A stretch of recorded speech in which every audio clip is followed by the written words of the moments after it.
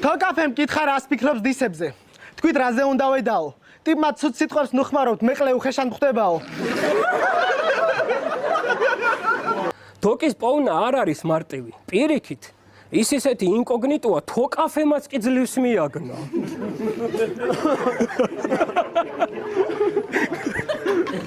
შარაუთია ქედან ძმაო.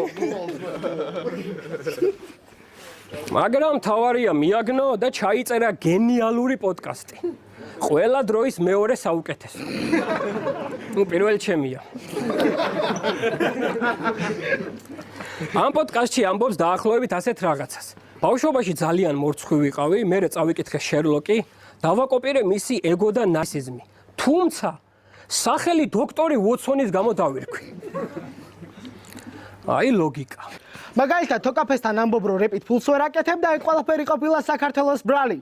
მომიწევს დაგაჯახო მწარე რეალობას, რომ არიფი ყველა პონჩი იქნება არიფი. ქართული ჰიპ-ჰოპი როგორც არ უნდა მოიხოდეს, შენ იქნები თოკაფეს პარიკმახერზე ღარიბი.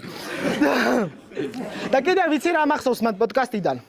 როცა კითხეს დასთან ბიფებზე რაც ფიქრობდი და ისეთი პასუხი გაეცი დაჟე შენგანაც არ ვებელოდი რომ ეგეთ ყლეობას იტყოდი.